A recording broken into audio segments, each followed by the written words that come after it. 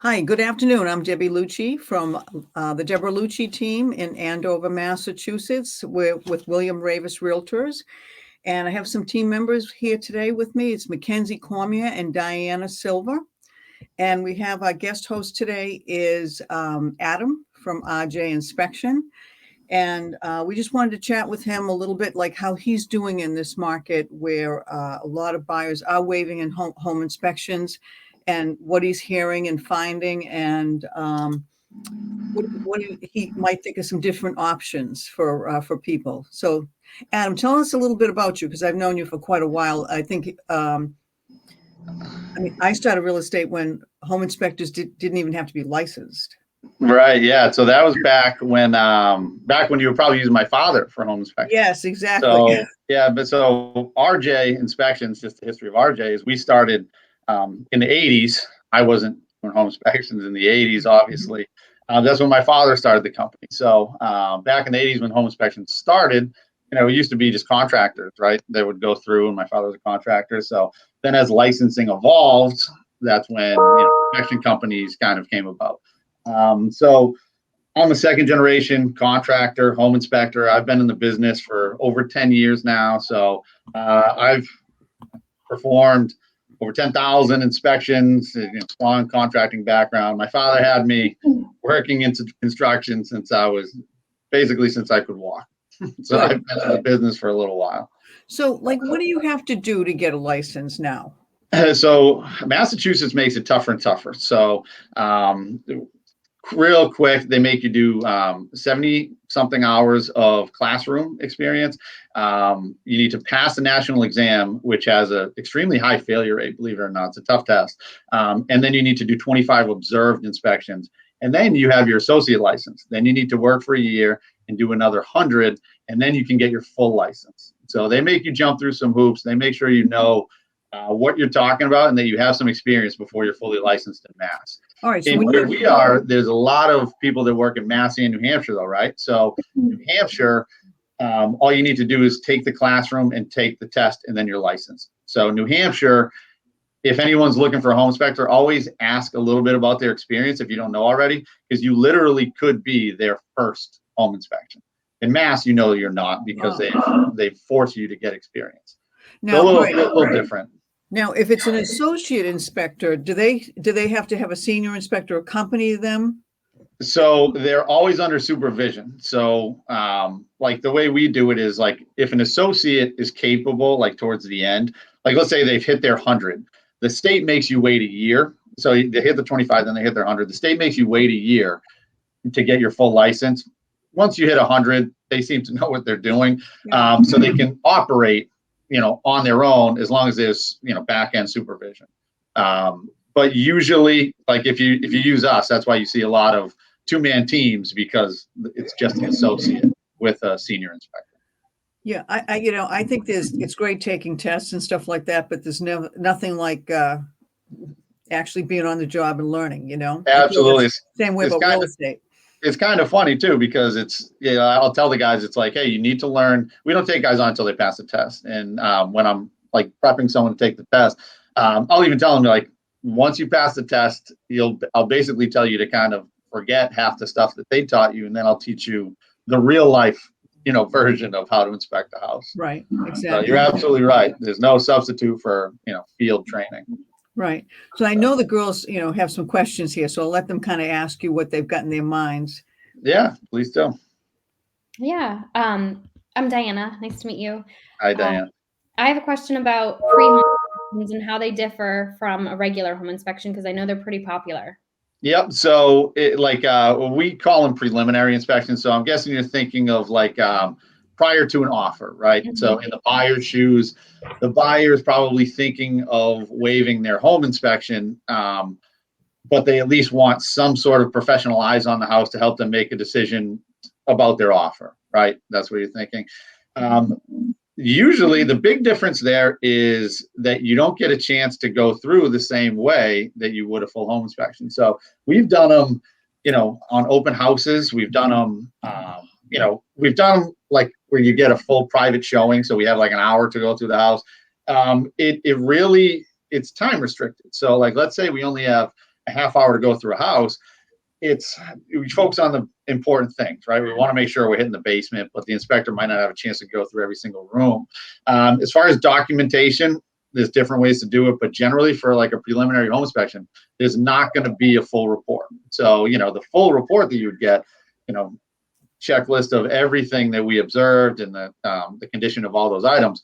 For a preliminary, it's a walkthrough. So, I mean, we nicknamed them walk and talks for a little while, where you're basically walking through and talking and guiding. Mhm. But if it's at an open house, if you're paying me to go through with you, you don't want everybody else to hear it too. Right. So then I'll kind of take pictures and then we'll talk outside and I'll give you my observations. So it's a very limited report. Basically, it's mostly verbal, slim to no documentation of any observation.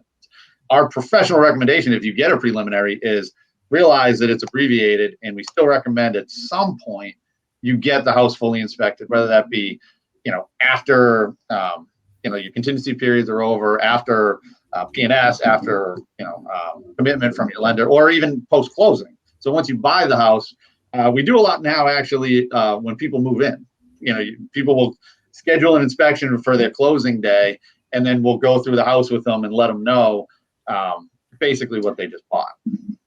Yeah, it's always good to know about the house. I mean, it's not just to really pick everything apart. It's really to, know how to take care of the house. Right. It's more of an education process than picking it apart. Exactly like you said, Deb. It's like a lot of people don't even know where the main shutoffs are. Yeah. Like, where's the main water shutoff? You mean gas shutoff? All the Merrimack Valley gas stuff, that's kind of important to know, right? Where the gas shutoff is. So, it's more educating them on how the house operates, but also how to be a good homeowner too. The type of maintenance you need to be prepared to do, things that you should budget for. And then there's the unknown things that, we recommend be fixed and stuff like that. Mhm. Yeah. Yeah. Do you feel that the preliminary inspections are accurate enough? Like, I know you said, obviously you recommend that the buyer, goes in and does the full inspection, whether it's after the contingency period's over or once they've bought, but like, is it enough to just do the preliminary, do you think? I would say no, it's not enough to just do it. But every buyer is different. So if somebody's just using it as a guide, like everybody, I would say it kind of depends on how much money somebody has in their bank account. You know what I mean? So if somebody's budgeting, just say, look, I just want a professional set of eyes real quick so I can get the quick gist of this.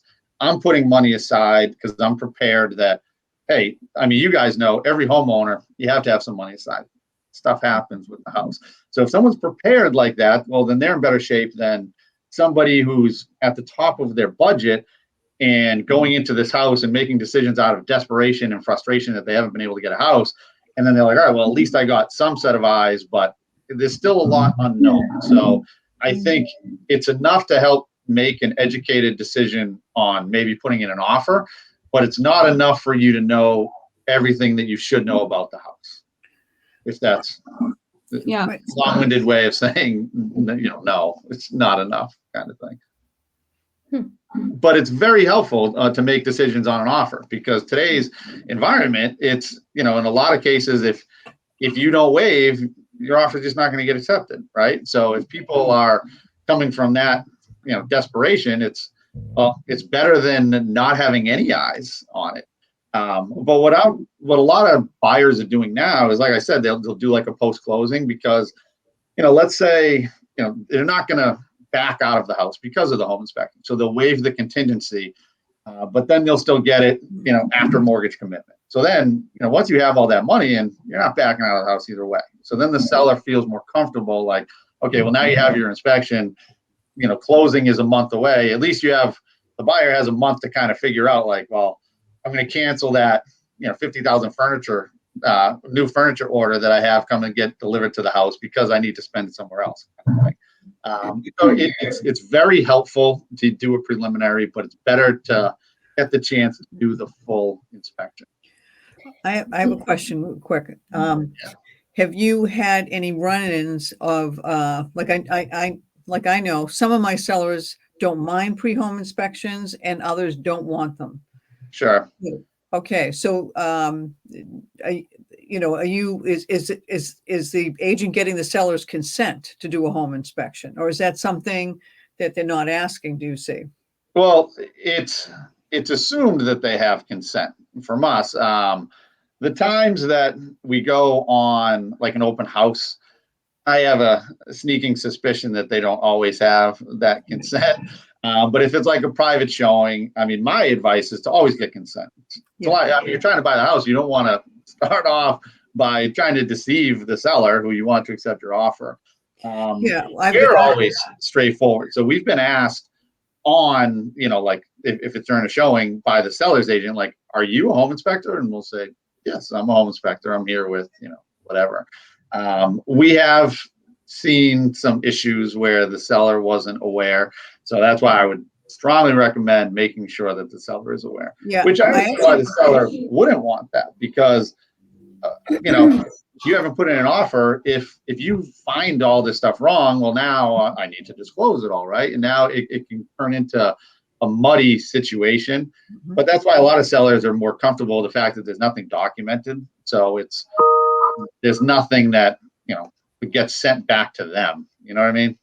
Right. I've had a few sellers get upset at me because what happens is they can tell a home inspector's showing up, and then and I didn't know about it, and they didn't give consent. And then all of a sudden now the buyer is not in the best light with the seller because there was no approval given. Yeah, exactly. Yeah. I mean, but it's not a great first impression for a buyer to make of deceiving. But I've had one particular house comes to mind. That it was not exactly the most well cared for house, and so we put right in multiple listing encouraging home inspection. Smart, yeah. So you don't pre-home inspection. We're encouraging pre-home inspections. Yep, and so I mean, as realtors, if you really want to terrify yourself, Deb, you're probably familiar with this court case.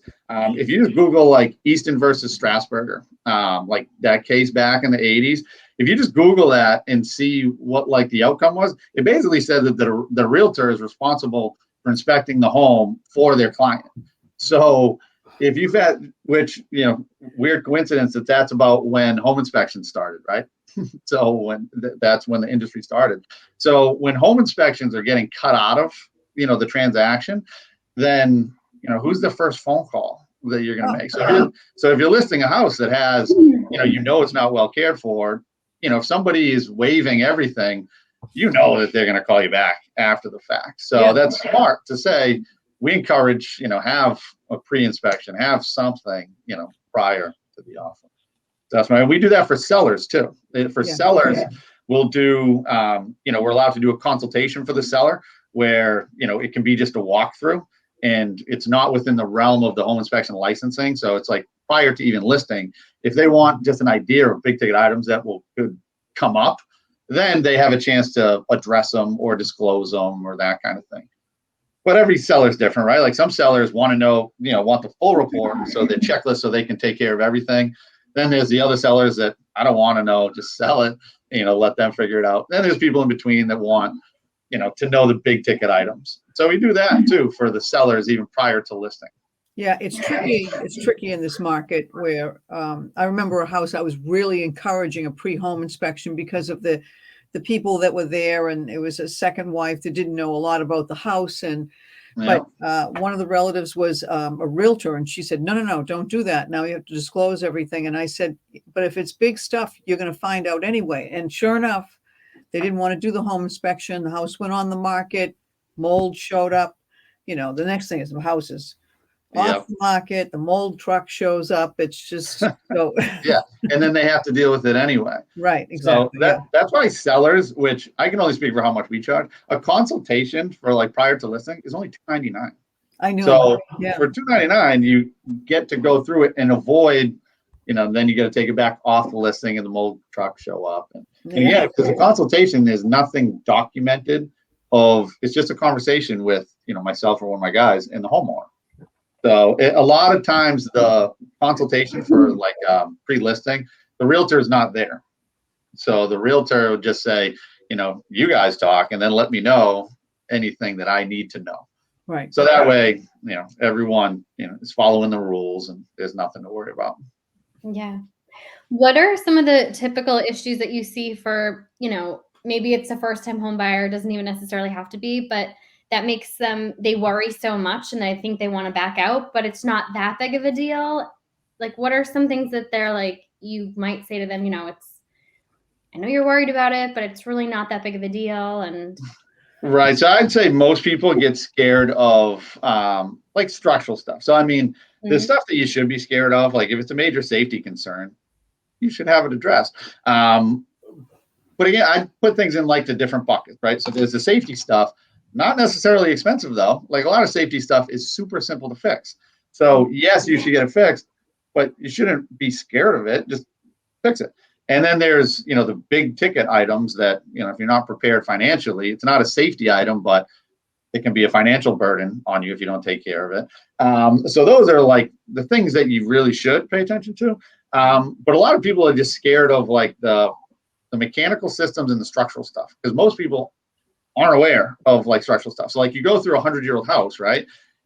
I haven't found a 100-year-old house that's level, that's square, and that's never had water in it. So when I go through a basement, like I'll prep people and just say, look, there's stuff you're going to read in the report, but this is typical for the age of the home. So yes, your fieldstone foundation is going to need some pointing. I'm going to find some areas that show movement. Your framing isn't supported to the same standards as today. As long as I don't see any indications of frequent or recent movement, then there's no urgent need to, reframe everything. Your floors are going to be like this upstairs. I mean, all that stuff is normal, which can scare a homeowner or a potential homeowner when they're going through with an inspection. So that's why a couple of things, you guys know this, but the buyer should always be there on the home inspection rather than just reading the report. So they, so I could explain that to them. This is how it's going to read, and this is why, and this is what you should expect for this type of home. That is so important. Very important. So Yes. A lot of times, if a buyer's not there, Deb, I'm sure you'll agree with this, that like They get scared deals to that death. fall reading the apart, report. usually because the buyer wasn't even there on the inspection. They get terrified. Yeah. Out of there. And don't just listen to your uncle or protective father who's trying to, worried about their kids. I mean, that seems to be an issue all the time on home inspections where, the uncle who, knows a lot about houses is giving his advice, and they don't want someone to buy a house they're not prepared for. So they kind of talk them out of it and terrify them. Yeah. Those are always fun home inspections. We love those. Yeah. I mean, we always welcome, hey, more sets of eyes, the better. I mean, it's fine with us, but it can extend the home inspection process, to say the least. See, I don't think Diana, I think you've gone through quite a few home inspections, but Mackenzie, not so many, because she's hit this market. Yeah. I think the home inspection is one of the biggest hurdles to get through.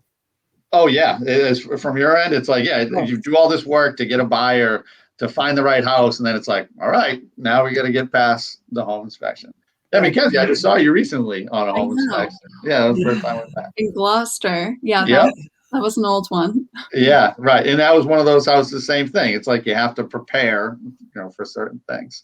Yeah. But yeah, this market is not the same as it was a few years ago, to say the least. So I mean, yeah, go ahead. sometimes like when we're, working with a buyer and on the buy side and we know we have to make our offer a little bit more competitive, and let's say, they don't allow the pre-home inspection or anything like that. Like, can you actually, I know I did this with you in Gloucester, but that deal was a little different because it was more of like an investor property and it was like a huge property. And I think we were there for like 4 hours and it was just for structure. But, let's say in a normal, like sized house, like, I don't know, 2,500 square feet, like, can you actually just do an inspection, like only for certain items? Like, is that even allowed? So yeah, our state standards of practice, there's two things that are important. I won't bore you with all the details, but there's one thing in our standards that says you're not allowed to do consulting service if it's pursuant to the sale or transfer of the property. So that's the holdup. If you talk to a lot of home inspectors that say, I can't do these preliminaries, I can't do this, I can't do that. However, there's another stipulation in our standards that says we don't have to inspect anything if the client excludes it and tells us not to inspect it. So that's why on like a preliminary, the contract basically just says that the client is saying that they're the ones abbreviating it and we're just going to give as much information. So like just a structural evaluation, it would just be in the contract that the client is excluding everything within the scope of the inspection except for the structural section, kind of thing. Okay. So yes, you are, as long as it's documented properly. Which not all home inspectors know that, and that's where you may have heard some confusion with some guys saying you're not allowed to do that. It's just, it needs to be documented properly. Make sense? Yes. Gotcha. We're actually having the buyers now, when we accept offers, if they waive the home inspection, they have to sign a form that they acknowledge that they're waiving it, because we've heard of a few like horror stories. I mean, like the sellers, you know, they don't know everything about the house. You think that they know everything. But you know, there's some things I've heard, like one of the sellers, I mean, there was mold in the house after the buyer closed on it, and the seller didn't know it was there. Right. And I have this conversation with clients a lot where I say, I don't think they were being deceitful. They're just, they don't know. They're like, you don't know everything about the house. Even when they bought it, if they had a home inspection, like things evolve with the house. Right. Like I actually just did a home inspection where it was a post-closing. So they're on move-in day pretty much, or the day before they move in. And in the attic, there was vermiculite where, you know, they were kind of upset that no one had told them. And I said, well, you know, unless you have someone like me coming in to show you, how would you know? And Okay, so what does that look like? So it's like, it almost looks like kernels. And this house, there was fiberglass over all of it, and I could just see it in the eaves, and I could discover that it was kind of everywhere. But if you Google it, it's like, you know, you see the cellulose stuff, right? And it's soft, you know, the blown in. Vermiculite is more, it looks like kernels. It's kind of like sandy, and it's almost like if you put like beach sand in the microwave and it pops, kind of like, that's kind of what it looks like. What's so bad about it?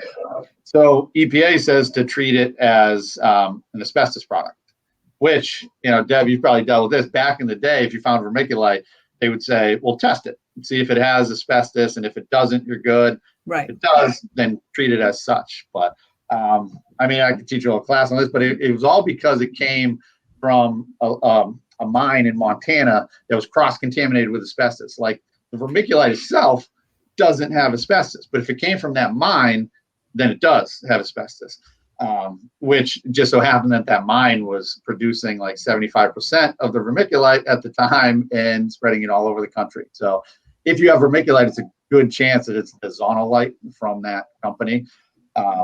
But so the catch-22 is, right, if you have vermiculite, if it has asbestos in it and you confirm that, well, there's a zonolite fund right now that will pay 55% of the remediation costs of it. So if you do find it, that's nice. They pay, I think there's a cap to it, but, you know, 55%. But if it's not, if it doesn't contain asbestos when you do the test, you don't get money from the fund. But EPA says to still treat it as an asbestos product. Because, hey, they say, just because you show me one little baggie that doesn't have asbestos, how do I know in that corner that doesn't have asbestos? So, yeah. Interesting. Catch-22. Some people might just sprinkle asbestos in it just to make sure it comes back so they can get some money for it. But it's interesting, just the way EPA says to take care of it. Do you ladies have some additional questions? I mean, I got another story for you too. Again, this is post-closing, right? So they waived everything. Now we're moving in, and we did a radon test. The radon test came back over 100. So Wow. yeah, so that was a pretty high one. They were a little taken back with that. Was that New Hampshire? It was Newburyport. Oh, Newburyport. Wow. So because it was so high, we gave them a free retest just to confirm. And it was. So they were, I mean, they had already waived everything. It wasn't like the seller, deceived them or anything like that. It was just, it was high. Nobody knew. But they were having a little bit of remorse for not getting any testing or inspections done prior. Because that was a pretty high level. I mean, I wouldn't be hanging out in that basement until they fixed it. Well, So So in that case, did they go back to the seller? Like, is it all up to them, to the buyer now? they own the house now. yeah. Okay. So they were kind of prepared. They were, those people that knew there might be some money to put into it. So there was some termite stuff they needed to follow up on. There was some vermiculite. No, not vermiculite. And the radon was high. But they had budgeted for it. So they're taking their steps. Also found a roof leak at that house. So they moved. Kind of felt bad. It's like, this is your new house. You're excited. Beautiful house. And it's like, just take care of the termites and the radioactive gas in your basement. And, yeah. That's obviously not how I said it, but yeah. I think I've done like 3 inspections with my buyers after closing, and I was there and I was just holding my breath like the whole time. Like, yeah, just thank God it was all fine. But there's always like the unknown. You just don't know. Yeah. And usually there isn't anything show-stopping or catastrophic like that. It's just, like we talked about before, it's just educating people of the home. Usually when we do those post closings, they're just happy to learn about it. They're like, all right, so I need to do this to take care of my heat, do this and this. And now they have their checklist of things, and they can be a smart homeowner and take care of the house. So then when you guys go to sell it, you know that it's been cared for and it's all good to go. All right. So this is from the olden days when we always did home inspections, not that long ago, it seemed. So my understanding is that home inspectors are not supposed to give a number it would cost to fix things. So they are. So in our standards, right, there's things that is excluded, like beyond the scope. So like, let's say like pests. It's not necessarily there for the home inspector to check. And then there's things that the home inspector is prohibited from doing. We're not allowed, where the state says, do not do this. I'm not saying you don't have to, but I'm specifically telling you not to do it. And if you do it, you can get in trouble. Giving prices is on that list.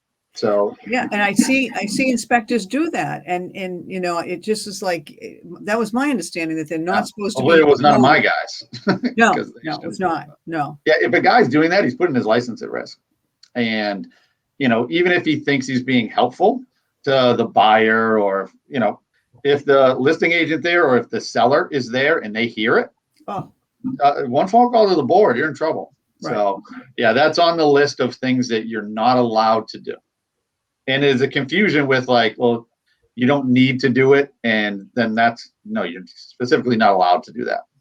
All right. So what is the most horrible inspection story you can tell us? That's funny. You don't have to name the house or name or anything. I would say that I've seen a lot of stuff, but there's 2 things that stick out in my head. One was just really funny, and then another one was I myself was even grossed out. The grossed out one was that I did a building in a town not named for a client, anonymous, and there was piles of dead rats in the basement. And to the point where like the smell even hit you in the face. That's on my list. A funny story is, this wasn't me, but one of my guys was inspecting a triple decker in one of the local cities. And in the basement, there was an alligator being kept on a chain in like a kiddie pool in the basement. The theory is that it was there to protect something. It's kind of like how you have a guard dog. They had a guard alligator. So that one that's the first and last that we've ever had here. And another one, like doing a multifamily, a woman just answered the door topless. Completely topless. Just didn't care. Like, you could tell she just got out of bed and just didn't care. And then she just all right, come on in. It's like, what? Oh my and God. So I just went to the next apartment and let them square that away, and then came back. But the toughest one I've seen was it was sort of like a split or multi-level type home, and the roof line was too long. Yeah. So there was it was starting to sag in, and they got a quote. It was about $40,000 to fix it, and the buyers moved forward. Yeah, well, that's the thing. Everything can be fixed. Right. I've seen, foundations needed to be re-poured. Just lift the house up for a minute, pour it all, dry it up, put it back down. Yeah. So there's, structural stuff. I love like seeing unique things like that where they need an engineer to, I mean, we don't diagnose it as you need an engineer, but if you heard of the stuff like down in Connecticut where they've had deteriorating foundations because of the mine where they were pulling like the stone from the concrete. Wow. So it's like the mine they were pulling it from has what's called too much pyrite in it. And once like they pour the foundation, it just starts to deteriorate the foundation and the foundations start to crumble. And so there's basically this radius around this mine for where, as far as the trucks could drive, like that radius, every house built in a certain time has potential to be that type of foundation and may need a new foundation on the house. Wow. And as you can imagine, that's not cheap. That's No. 100,000 plus to re-pour a foundation. So those are pretty interesting. We never saw any of those because we're a little outside of that realm. They didn't quite make it to us. Mhm. But if you're ever selling a house down on like the 495 loop, like southwest of 495, it could be. So you never know. If you see any cracks like spider webbing off of a foundation, it could be that issue. Lady, do you have any other questions?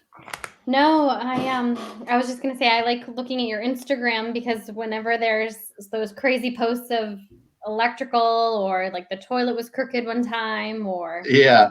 crazy things. Yeah, I mean we get a good amount of guys in the field now, so we get a lot of pictures. So yeah, the most popular ones are the what not to do Wednesdays, where that's when we see those problems, and then we share the field pick Fridays. So might just be a nice view or something interesting on Fridays. But yeah, those seem to be the most popular posts that people like. What about you, Mackenzie? You have any questions? No, I think I'm all set.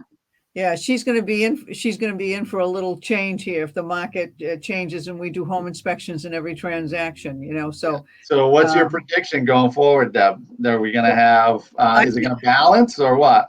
I can see more inspections starting to take place. I don't know if it's just the fall market and how it's going to be in the spring.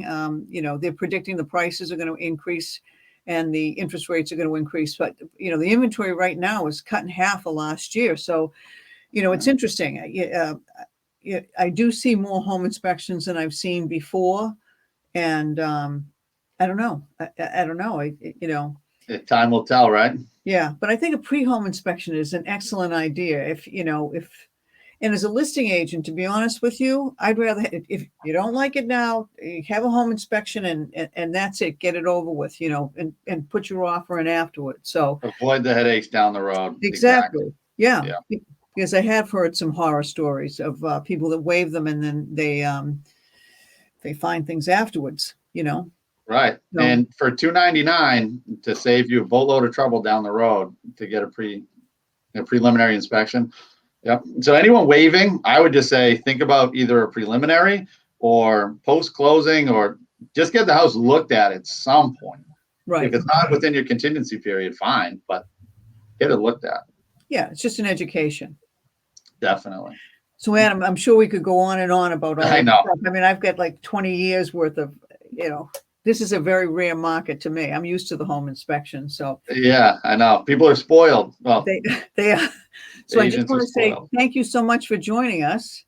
Thanks for having me. Yeah, I appreciate the information. You taught me some stuff I didn't know about in 20 years. Your father did a good job with you. I'll make sure to tell him you said so. Okay. Well, thank you very much. And how can we get a hold of you? How can anybody hire you and get a hold of you if they'd like to? So, I mean, you can just Google RJ Inspections. You can see that we have over 1,400 five-star reviews, so we are credible. Our Instagram, follow us at RJ Home Inspections.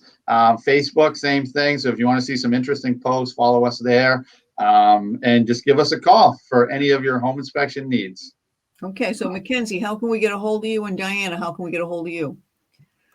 You can visit my website at cormierproperties.com, and all my information is on there, my email and my phone number. And you Diana? can find me at dianasilvarealtor.com. Okay. And you can find me at wherehomesgetsold.com. Thank you so much for joining us today. Adam, thank you so much. We really greatly appreciate it. Thank you. Hope to see you guys out there soon. Bye. Next time, I think we're going to talk about mold. Sounds good. Okay. All right. Take care. Thanks. Have a great one. Bye-bye.